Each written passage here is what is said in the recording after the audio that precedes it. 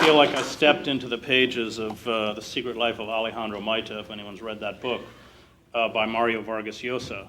And I think that those of us who care about the issues that the Green Party stands for have to begin to ask some really tough questions about ourselves. Because, frankly, as this last election illustrated, we're not having any traction with the American public. And I think the question has to be asked, why? We're not going to build a movement if we're not relentlessly and ruthlessly self-critical. We'll go nowhere. And I'll lay out some of my own ideas as to why I think we have failed. And I think we have failed at a moment of crisis when these ideas should resonate, as they did, we saw with Zuccotti Park, out through the mainstream. And I think first and foremost, the failure of the Green Party is that it continues to play by their rules. It continues to put far too much energy into electoral politics. That doesn't mean that the Green Party shouldn't field candidates, but that should be a very tangential part of what this party is about. The other problem is that I think that it retreats far too often into the abstract. We, at this point, don't need another critique of the corporate state. I think all of us in this room, indeed beyond this room, have a very clear understanding that we have undergone a corporate coup d'etat in slow motion, and it's over, they've won. I don't think that has even become a radical idea within most of American society. Large numbers within this country recognize that it is impossible to vote against the interests of Goldman Sachs, ExxonMobil, Citibank, Bank of America, General Electric, you've got the list. And the question is, how do we respond? What is the most effective way to begin to mobilize against these entities that quite literally are going to destroy the ecosystem on which the human species depends for life? And we have very, very little time left, as anyone who has read climate science reports, including the newest report from the World Bank, of all places, understands. These unfettered, unregulated capitalism, as Karl Marx understood, is a revolutionary force. It commodifies everything. Human beings become commodities. The natural world becomes a commodity that it then exploits until exhaustion or collapse. And that's why when we see the melting of the summer Arctic sea ice, Shell Oil looks at it as a business opportunity. It's the death throes of the planet. To continue to essentially funnel energy into a dead political system, which is what we have. The political theater itself, I think, essentially is going to suck out whatever life force we may be able to impart. The fact is, the only way that we are going to build any kind of effective resistance to these corporate forces is to rebuild the movements that prove to be all of the true correctives to American democracy. Howard Zinn pointed this out in The People's History of the United States, as did Baird in his study of constitutional conventions. This country was never set up to be to foster direct democracy or popular rule. It was created by a white, oligarchic, largely slave-holding elite that made sure that its positions of economic and political privilege would be retained, so that all of the openings in American democracy were fought for and often paid for with the blood of abolitionists, suffragists, working men and women in unions, civil rights workers, and let's not forget the Communist Party that has been utterly erased from American history. But the Communist Party, certainly in the 1920s and 30s, especially if you were black, because there was segregation, whether it was in the Chautauqua movement and the social gospel, whether it was in the Pullman railroad strike, and whether it was, although Debs was wary of this, whether it was in the socialist movement itself. And I think that we have to turn away from the enticement of running candidates here, running candidates there, having seminars on this topic or that topic. I just think it's going to go nowhere. I think we have to begin to turn and do a complete about face and focus solely on what is absolutely concrete. For example, if I was running the Green Party, and I have no intention of ever running any party, I would put all of my energy into building a food bus so that when there were acts of civil disobedience, whether that is against the Keystone Pipeline, whether that is students who finally decide that they have had enough of the debt peonage, that of course is part a long history, or has a long history in this country of being a very effective form of political control, as any African American can tell you. You arrive and essentially are handing out, as we did in Zuccotti Park, bagels with peanut butter on them and coffee. I think that is the only way that we are going to build a movement, and that is to those of us who care about challenging this system, begin to create logistics by which resistance is possible. And that, of course, is the problem. I covered the civil war in El Salvador for 5 years and became very familiar with a very effective tactics of counterinsurgency, which broke the FMLN, rebel movement in El Salvador, which was the most sophisticated rebel force in Latin America, far outstripping anything that took place in Nicaragua under Somoza or under Bautista in Cuba. When I first got to El Salvador in '83, I was caught up in firefights that were lasting numerous hours between upwards of 800 and 900 armed rebels and a battalion.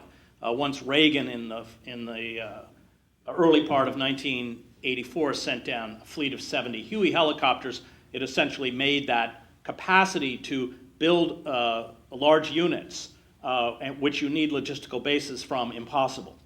And when Zuccotti Park was wiped out, I knew precisely what the state was doing. And let's be clear who was doing it. His name is Barack Obama. It was a coordinated effort out of Washington to erase the encampments. And that was denying the opposition, the first effective opposition against corporate power, a logistical base with which they could work from. And if you talk to those, and I think one of the most important acts of civil disobedience underway is the attempt to block the southern leg of the Keystone XL pipeline. Let's not delude ourselves. Barack Obama has every intention of building the northern leg. And if you talk to people, activists down there, what is it that they lack? They lack logistical support. And I think for radicals, for the Green Party, for those of us who care about getting this message, this alternative message to corporate capitalism across, it's time, as we say in Arabic, to end what they call the kalam fadi, which is the empty talk. Long ago, as a writer, I decided that I wasn't going to ever write an article that told people what to do. You should go out and do this, you should go out and do that. I decided I'm just going to do it. And if I'm all alone, that's fine. But I'm not going to wait, and I'm not going to preach. And if somebody wants to walk with me, they can walk with me. And that, of course, ended my job at the New York Times by denouncing the Iraq War. That led me to sue President Barack Obama over Section 1021 of the National Defense Authorization Act, which we won in federal court in the Southern District Court of New York. We are now waiting for the appellate court. I just resigned from Penn and am not going to speak at the festival in May. I was an invited speaker because of the appointment of Susan Nozel, a former State Department official, a cheerleader for the war in Iraq, who pretty much destroyed Amnesty International. I mean, she was overseeing Amnesty International when it mounted a public relations campaign where they were putting up billboards in bus stations calling on NATO to continue the job in Afghanistan. And I think that the failure on the part of the left in this country is that, and I'm talking about the established left, not the Occupy movement. They did what we should do. Is that we haven't acted. We don't act. We're all very good about making quite sophisticated moral pronouncements about the system or condemning those who don't follow us. And I really think that that essentially drives the movement inward rather than outward. I have watched powerful resistance movements, including Hamas in Gaza, build. When I first went to Gaza, Hamas didn't exist. I covered that whole trajectory of the rise of Hamas in Gaza. And how did they begin? They went into the refugee camps like Khan Yunis or Jabalia with a truck filled with bags of rice. They created logistical centers by which children could be educated. They built medical clinics. And the beauty of that is that when you actually serve the logistical needs of the oppressed, you hear what the oppressed need. And if we can't hear what the oppressed need, and let's not be dismissive of the most basic things they need, which is something to eat, a place to live, rather than sleeping in their car. It's easy to, condemn, for instance, people who give microloans as holding up the system, and I think that this is a failure on the part of those of us who don't live in that kind of distress and don't understand now. And my book, which I did with Joe Sacco, Days of Destruction, Days of Revolt, is written out of the poorest pockets of the United States, literally, including Camden, New Jersey, which per capita is the poorest city in the United States, and not surprisingly the most dangerous, and just had its police union broken. And that kind of severance between ideologues of the left and the underclass has atrophied the left, has destroyed us. It's been a long process. When we were in southern West Virginia with Joe Sacco, who illustrated the book, who was the hero in the old coal fields? Michelle Bachmann, Sarah Palin. Who was the hero in the coal fields in 1914? It was Mother Jones and Big Bill Haywood and John Lewis. And that cutting off of radical movements, cutting off the roots of radical movements from the underclass has dissipated. It dissipated the left in this country, largely left it speaking to itself in a kind of echo chamber. And I think that the example, for me, I was a kid in the 60s, although my father was involved in the civil rights movement and the anti-war movement, is that severance between labor and the new left. The new left in the 60s, and I'm talking about the anti-war left, was largely middle class, largely white, and labor was captivated by figures like George Meany and Lane Kirkland, who were not only passing resolutions in the AFL-CIO supporting Nixon's war in Indochina, but denouncing the protesters in the street. And there are writers who have dealt with this issue, Dwight McDonald being one. The breaking of movements, and I spend a lot of time in my book, Death of the Liberal Class, talking about how radical movements were destroyed and severed from the left. And so at this moment of crisis, when we are teetering once again on the brink of financial collapse, even writers like Gretchen Morgenson in the business section of the New York Times are raising this as a specter, when climate change, which, as Joseph Stiglitz correctly points out, is going to have tremendous economic impacts. Wait till the next hurricane season. Wait till it's a Category 2 instead of a Category 1. Wait till it's $140 billion worth of damage instead of 70. Begins to tear the country apart, literally. I think we're woefully unprepared, both in terms of what we need to do to respond and how we are thinking about the crisis. And the state is not unprepared. The state knows very well what's coming. It has run plenty of scenarios on climate change and everything else through the NSC. And that is why they are, as fast as they can, stripping away our most basic civil liberties.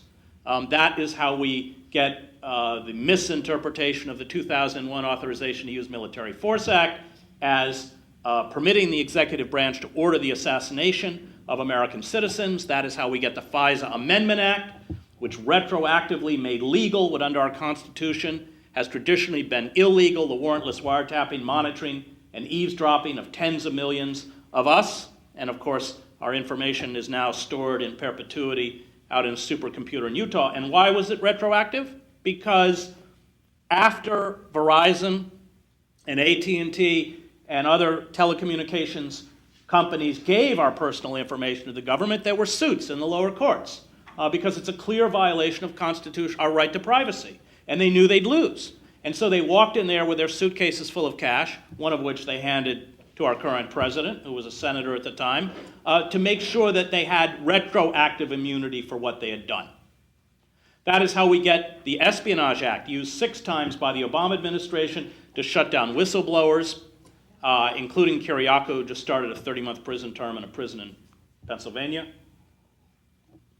I was an investigative journalist for the New York Times, and all my former colleagues tell me they can get nothing anymore from the government, even on background. People are terrified of speaking because of the real threat of a jail term. Anything that counters the official narrative.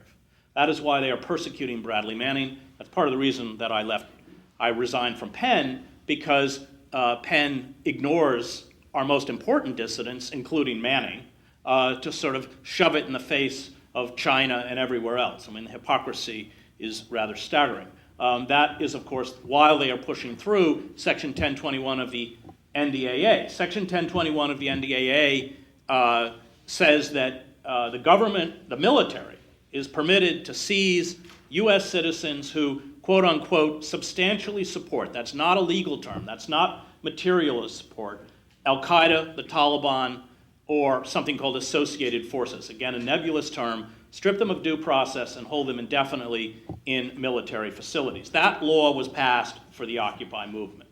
And when Judge Forrest, Catherine Forrest, last September in the Southern District Court of New York ruled in our favor and declared the law unconstitutional, in her 112-page opinion, which is worth reading, she said that this law, in essence, opens up the possibility for the government to indefinitely detain an entire class of people based on what they believe.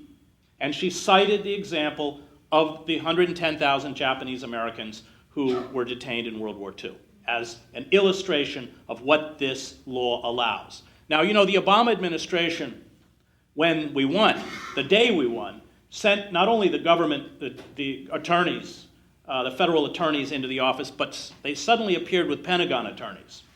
And in the name of national security, they asked Judge Forrest to immediately pass a temporary injunction, meaning put the law back into effect until the appellate court hears the case. She refused. They then went to the appellate court and demanded, this was a Friday afternoon, demanded an emergency hearing at 9 a.m. on Monday morning at the Second Circuit, which they got. Again, asking the appellate court to put the law back into effect, lift the injunction until the appellate court, which is now deliberating on the case, issues its ruling. Now, we knew that the Obama administration would appeal, but we didn't know they would act that aggressively. And that can only mean one thing, and that is that they are already using the law, probably against dual Pakistani-U.S. nationals in places like Bagram. And I just want to make sure my son, where's my son? Oh, okay. And the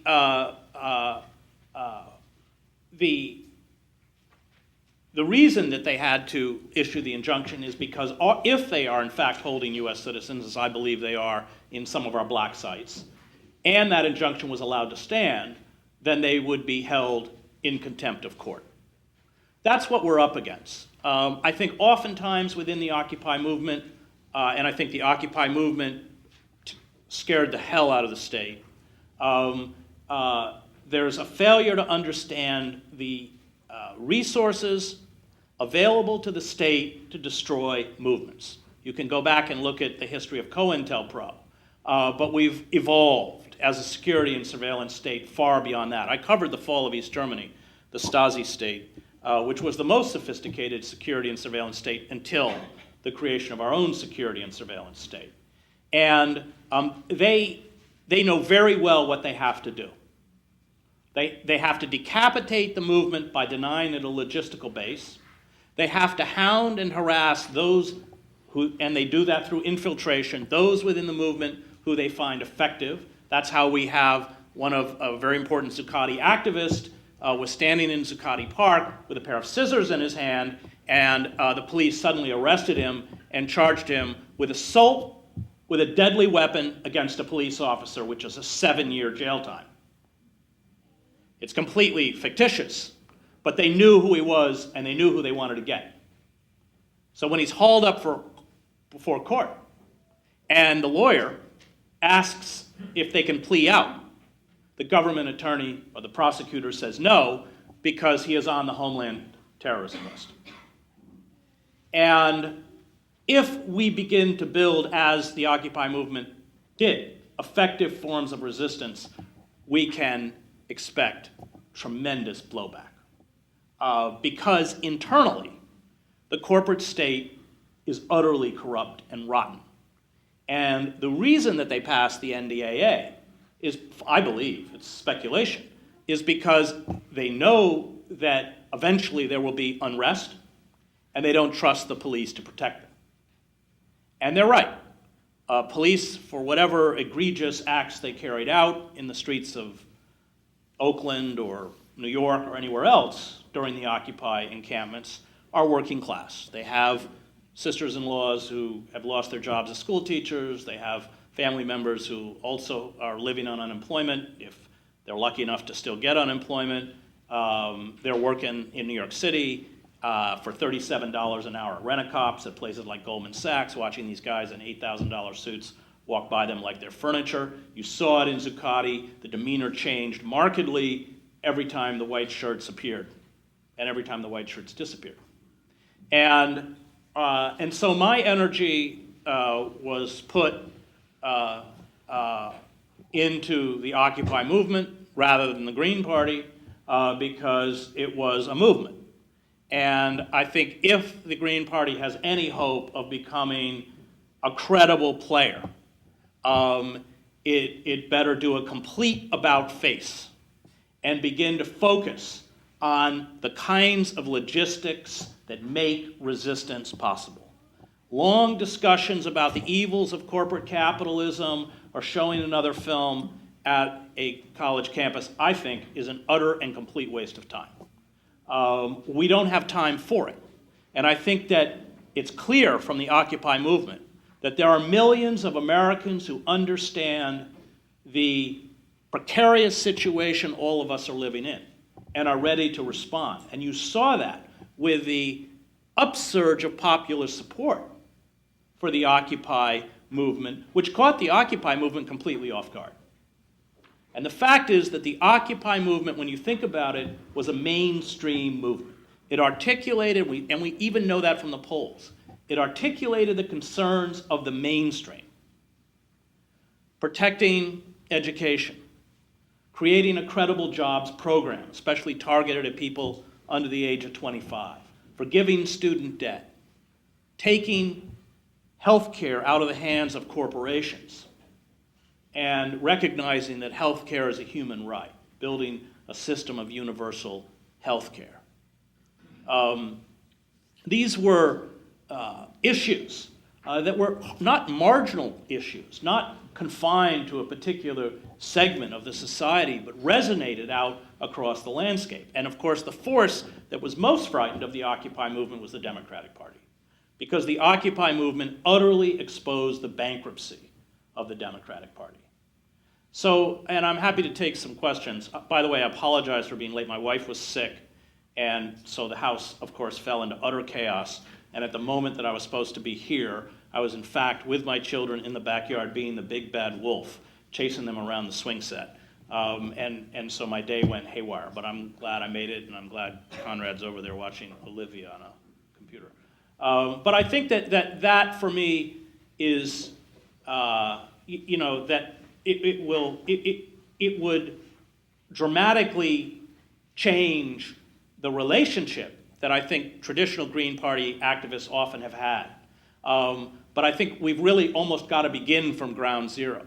There would have been in Zuccotti or in any of these encampments or now currently in the XL, and of course there's no shortage of civil actions of civil disobedience even within this radius.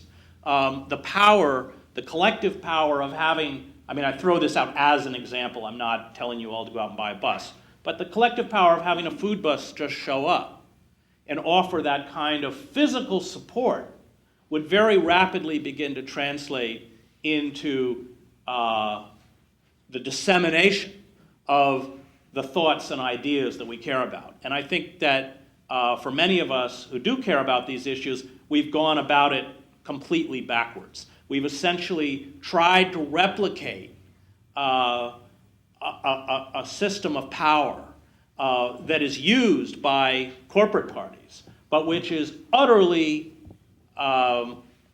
unsuitable for those of us who are trying to build movements. We don't have the resources. We will never have that voice. I don't think we have any more time for seminars. I engage in acts of civil disobedience. I don't like going to jail. Going to jail is more time than I really want to donate to my government. And yet, I don't think that we have any option left. And I think that, again, if we want to have credibility for what we believe and what we care about, it is going to require us to move out of rooms like these and stand on fences in front of the White House in Lafayette Park and be hauled away by the cops. That's it. That's it. The time for talking's over. We don't have any more time for talking. Now it's about action. And so resistance parties like this one have a historic decision to make. They can either act or they can atrophy into utter irrelevance. Thank you.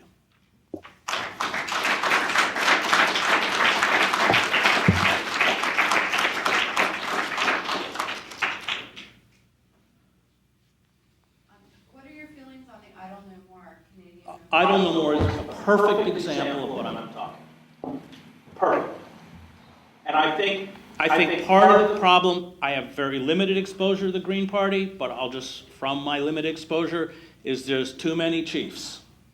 Everybody wants to be a chief. And I think, again, what I liked about the Occupy movement is that it detested that hierarchical form of power, which sucks the lifeblood out of organizations. Now, I'm sure there's some people here who were in the Occupy movement. A 7-hour General Assembly drove me nuts. And yet, when the Occupy movement made a decision, it abided by that decision.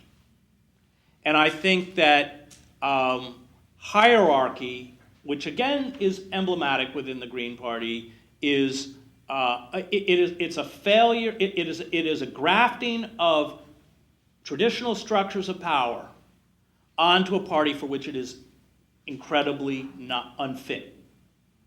And Idle No More is great. I mean, I love the story about there was a strike, I think it was in San Francisco, I can't remember, at the turn of the century, and so the Wobblies sent like a boatload of workers, supporters, and they were met, at the docks by the city's finest who were beating the crap out of them, screaming, "Where are your leaders? Where are your leaders?" And they go, "We're all leaders." And I, because I spoke so much about the Occupy movement, I always spoke about them in the third person. They. I mean, I had many members of the Direct Action Committee camped out at my house in Princeton, but I did not want to be a spokesperson for them. I also was very critical of the Black Bloc, which was quite a contentious issue within Occupy, and and there were even members of Occupy who were not members of the Black Bloc that felt that I had betrayed them. And I said, look, the moment I, as an intellectual or writer, need to walk through that park and get your adulation, I'm finished. My role is to, in the most unvarnished way I can, speak the truth, even when that truth is unpopular. That's my role. That's why I don't want to run for office. That's why I don't want to head movements. I have a kind of constitutional allergy to long meetings that comes with growing up in the church. And so, yeah, Idle No More is the student movement in Quebec is another one. But I think that if the Green Party is serious about making itself viable, it has to jettison the hierarchy. It has to stop hanging around, talking about the nature of corporate capitalism, or I'm not condemning people in this room because I don't know you, but I'm just giving you a general impression. And it's got to really, every meeting has to be something concrete. And in fact, having covered movements all over the world, everything you care about will come out of focusing on the concrete. In fact, and let's go back to the food truck, just because I think it actually is a good idea. All of the effort it would take to creating a food truck and stocking it and getting whatever licenses Chris Christie makes you get before he confiscates your food truck, would itself create the kind of nucleus that you care about and would create the kind of outreach that you need.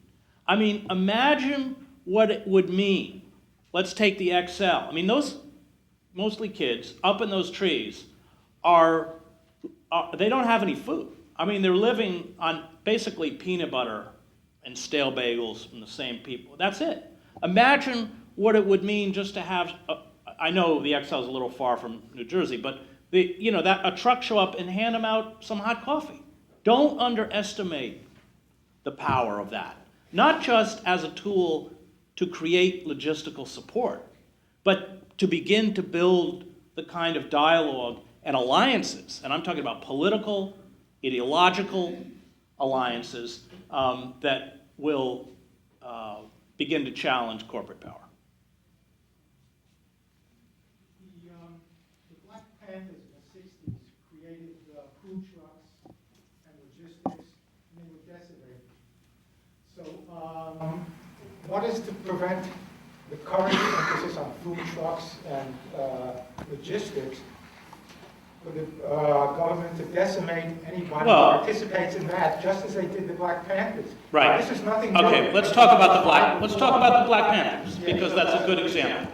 The Panthers were a bifurcated organization. At the top, you had Huey Newton, Eldridge Cleaver, and the other gangsters. At the bottom, and this is something I've had with long discussions with Mumia Abu-Jamal, who I'm about to go see again, you had another Panther movement. That was the movement that was running the breakfast program, living in group houses, had no money, out on the street 12 hours a day trying to sell the Black Panther Party. So the problem with the Panthers was, again, the hierarchical nature of power. And Mumia's experience in the Panthers was very different. I mean, Mumia, at the end, Newton moved everybody to Oakland. He just went insane. So all the Panthers, and that's what just decimated the Panther movement in New York, created the Black Liberation Army, etc. So Mumia actually went to Oakland, lives in a group house. He never saw Huey Newton. He never saw Brower. He never saw any of these people. And you're right, the Panthers were decimated, and the state knew who to target, which is why they killed Fred Hampton, because he was the best thing the Panthers had. And I can tell you that if the state feels threatened, and right now they don't feel, the Occupy movement scared them. I wouldn't say they felt threatened, but it did scare them. But if they feel threatened, they will employ the violence of the state to take us down. I mean, that's just traditional. And part of the reason why I keep pushing nonviolence is because as a foreign correspondent, I know what special forces do. I've seen them at work. They're death squads. We have 60,000 members of the special forces alone. That's not a game we're going to win. Yeah, of course, if we become effective, the state, as they already are going to attempt to decapitate the movement internally by removing those people who are effective voices. And every time I go in and out of the country, the state sends me a little message. So I just came back from Canada. I land, Homeland Security guy on the computer, and whatever it is on my computer, he knows he can treat me like shit. And the whole demeanor changes to being derisive. And he says, "Why are you coming back from Calgary? You usually come back from Montreal." I said, "Well, no, I don't. I usually come back from Toronto." He said, "Don't talk to me. I have the record in front of me." I said, "Well, the record's wrong. I'm allowed through." But it's a kind of reminder, although not always. I came back from Italy, and I was held for an hour at Newark for no reason, just held until somebody came over and said to the guy behind the screen, "Tell him he's on a watch, he can go." Yeah, of course. I mean, if they feel threatened, they're going to start playing dirty. That's what they do. Yeah, I support your emphasis on logistical support, food trucks and things like that. I think that's really important, but I am a member of a local Green Party in New Jersey, the Essex Passaic Green Party, and the whole idea of that you forums, I'd like to challenge a little bit here, because, for example, fracking is awful. It's killing people across the country, making them sick, and there are 13 pipelines coming into this state which people don't know about. They don't even know what fracking is, and our waste, as you know, and everyone knows, is being processed here in New Jersey. So we feel like we want to have a forum on fracking that ends up telling people to challenge the system and commit. But this totally fits with what I'm saying. Fracking is a concrete issue. The Keystone Pipeline is a concrete issue. These are concrete issues. So you organize around the concrete. Yes, you should organize around fracking, but I would say that if you want credibility as an alternative voice, you better be prepared to go up and get arrested around fracking. Well, we are. Then you're doing exactly what I'm saying I believe we should be doing. And we believe in working with other groups. We are working with other groups in New Jersey. We plan to go door to door with other organizations in Roseland, where they're going to build a horrible compressor station. Right, but this is exactly what I'm saying. That it's not going around. Forum is based on not just, oh, now I know more, I'll go home, I'm more intelligent, but I'll take some action. Well, that's exactly what I'm saying. I mean, every organizational effort should be built around action that is focused on something concrete. Another meeting about, here's our position, and why can't you understand how enlightened we are, is a killer. So I think what you're doing is exactly what I'm advocating.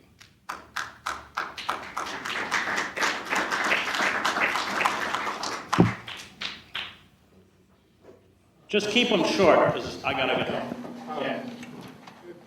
There's an important element that you may have your reasons for not mentioning it, but Mike's mention of the Panthers, the trials proved that they were not guilty of anything, that the infiltration. Yeah, no, I know that. But the point But ask the question, because just keep it as a question, because I can't stay too long. Okay. Go ahead. I mean, ask a question. I mean, I think the Panthers are interesting, but I mean, it's a long discussion. The infiltration of the FBI was one of the major forces that destroyed the Panthers. Of course. That's what I'm saying. How do you deal with that? You deal with it through transparency. I mean, the only weapon we have is nonviolence and transparency. Now, the problem with the Panthers is that once you employ violence, and we see it with Muslims in this country since 9/11, 90-something plus percent, probably 99% of all Muslims arrested in domestic terrorism plots were totally set up by the FBI. These black bloc anarchists in Cleveland, the 5 kids, totally set up by the FBI. We can't win at that game. You have to go back and read Havel's 1978 essay, The Power of the Powerless. I'm not naive enough to tell you we're going to win, by the way. But I'm telling you that it's the only chance we have. And, in Zuccotti, we knew there were cops all over the fucking place in plain clothes. They'd show up, they lift weights, they wear a baseball hat, they're about 30, they haven't shaved, tell you they went to Reed College, but they forgot their ID. And all they want to know is where the leaders are. So who do you think the leaders are? I mean, after about 5 minutes they went over to the medical tent and asked some woman, so who do you think the leaders are here? She said, well, I am. He said, oh, really? He said, oh, what are you in charge of? She goes, everything. And he goes, oh, well, what's your title? And she goes, God. Yeah, of course. I mean, of course we're infiltrated. I mean, of course we are. I know Homeland Security is reading my emails, and I'm about to go interview Julian Assange, so I'm sure they're all having a fit. But I don't say anything in private I don't say in public. It's an utter waste of their time. It's an utter waste of taxpayer dollars. But what happens when you build these internal security apparatuses is that they need to justify their own existence. So they descend into the absurd. You saw it in East Germany. You'd have the Stasi infiltrating stamp collection clubs. That's what you get to. Because they need, they need to perpetuate themselves.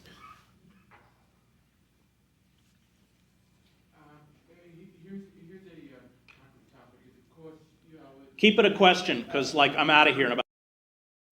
Just keep it a question. Okay. Go ahead. What's the question? In the interest of college and debt, how do we educate workers that raising the minimum wage is actually good for corporate America and it actually creates jobs and it frees people from both college debt, All mortgage right, debt, you're asking about the minimum wage. Raising the minimum wage is a good idea for this reason. The most effective form of political control that is now visited on the poor and the working class is debt. And as anyone who has read Barbara Ehrenreich's great work, nickel and dime, being poor in this country is one long emergency. And the fact that people are so crippled by debt, and because they can't get a job, the average worker at Walmart works 28 hours a week, and they're still below the poverty line. So the first thing the Walton family does, who are making $11,000 an hour, is they hand these employees applications for food stamps because they qualify. So we're subsidizing the Walton fortune. And building a movement around the raising of the minimum wage is a good idea because it one, gives you an achievable victory. It crosses political lines. You go to Walmart, it doesn't matter whether they're all charter members of Gun Owners of America, and you tell them you want to raise the minimum wage, especially if it's significant, that has the kind of issue. Again, it goes back to the concrete. If we're not dealing in the concrete, and the Green Party, I think, has spent a lot of time not dealing in concrete, you're wasting your time, everyone's time. So I'm for anything that fucks the system up. And raising the minimum wage fucks them up, great. Any way we can go, anything we can do,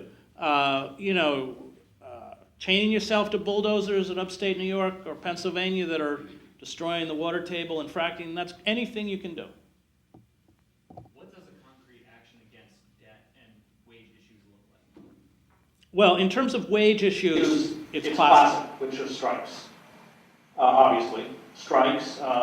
There was that effort against Walmart. Walmart won. Let's not kid ourselves. Doesn't mean we shouldn't try again. You have fast food workers in New York City who just walked out of their jobs. And boy, when something like that happens, that's where you should be. You should drop everything and be there. And don't start preaching at these people, because the fact is they probably know a lot more than you do. This is the problem of the left in this country. And I spent 20 years of my life in the developing world. And what it did is it taught me to listen. Shattered a lot of my assumptions. I graduated from seminary. I just give you one small example. I graduated from seminary. My father was a minister. And I was in a refugee camp for Salvador, victims of the war in El Salvador, in Honduras, on the day of the innocents, when Herod comes in and kills all the babies and the angels come and Jesus flies to Egypt. And they were decorating the whole camp. These are illiterate campesinos. And I said, well, why is the Day of the Innocents such an important holiday? And this campesino looks at me and goes, because on that day Jesus became a refugee. Now, I could recite that passage from Luke by memory, and yet I didn't understand it. Because I had never read it through the eyes of a refugee. And part of what I do to keep myself angry is I don't sever my relationship with people who suffer. It's why I teach in a prison. Because once you sever that relationship with the oppressed, once oppression becomes an abstraction, you begin to speak nonsense and you become prey to despair. When you walk out of that prison, and I teach in Wagner, and I'm about to teach up in Rahway, when you walk out of that prison and you see what we've done to these young lives, and you're not angry, something's wrong with you.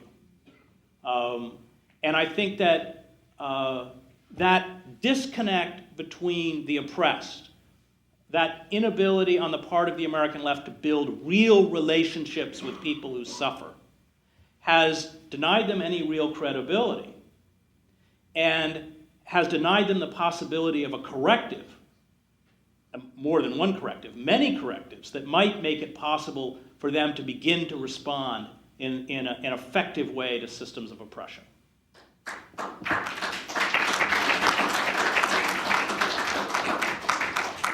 One thing about corporate America, and I know All right, let's keep it a question. Let's just do questions. Comment.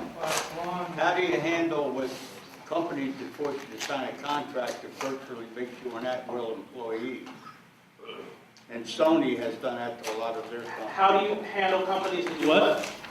You have to sign a contract, an employment contract. Yeah. But in the bottom line of that contract, it virtually makes you an at-will employee, giving up your cause.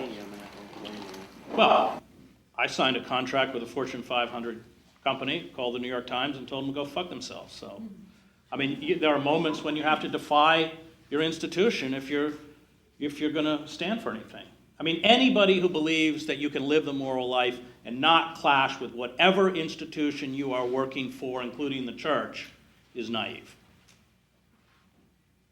How do you feel about creating alternative institutions like local currency projects or the local food, grow your own food movements? Well, you just nailed. I mean, those are, again, concrete.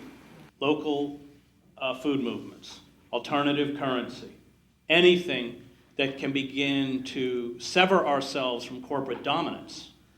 I mean, that's what local currencies do. I mean, you know, in this whole banking crisis, and part of my frustration with the Greens is that I remained true to Nader in 2008. I wrote several of Nader's policy speeches for him. But in 2008, Ralph Nader said, why are we giving $100 billion to Citibank?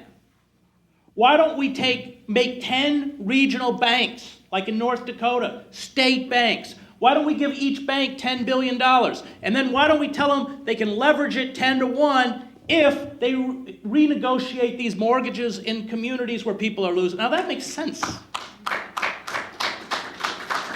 So any kind of a response that is concrete, you know, and I think that there, you know, part of my frustration with the American left is we don't do much.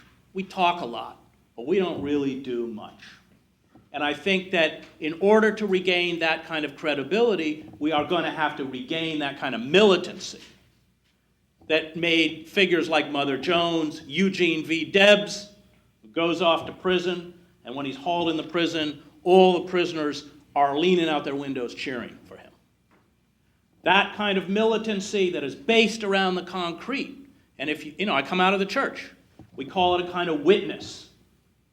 That ability to walk with those who suffer and endure with those who suffer what they endure. To voluntarily accept that kind of oppression is far more effective than trying to tell people how ignorant they are and how they don't understand systems of power. Chris, what do you think about Jill Stein and Sherry Honkala taking food to the front lines of the KXL Popeye and working with the homeless in Philadelphia and getting arrested? That's all part of the community. Yeah, I think you know, Sherry especially has a long history of this. I just saw her a couple weeks ago, and I think, you know, she's essentially doing what I'm advocating. But I don't know that that is replicated throughout the party itself. But yes, I think all of those acts are extremely important, and acts that, and again, I want to stress that I think we have, you know, having spent as long as I have, months of my life in places like Gaza. When I was in seminary, I lived for 2.5 years in a housing project in Boston and Roxbury.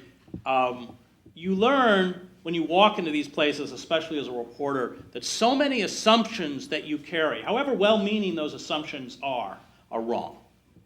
And I think that we constantly need that kind of corrective, which we're only going to get with that kind of intimate relationship if we are going to build a successful movement.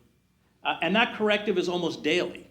It's a corrective that one has to constantly hear, changes that often incremental changes at the moment that become seismic later.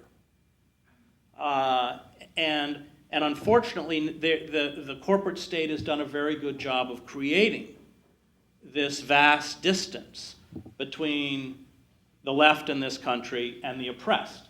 And part of it was, of course, channeling energy on the part of the left into boutique activism, which has infected every college campus in this country. Multiculturalism, gender studies, all of which I support, but not when it is divorced from justice.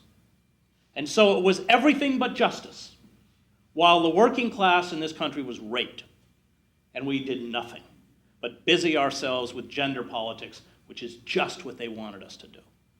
And we have to reclaim that justice, the fundamental justice, the right of the poor and working men and this women to have a decent standard of living.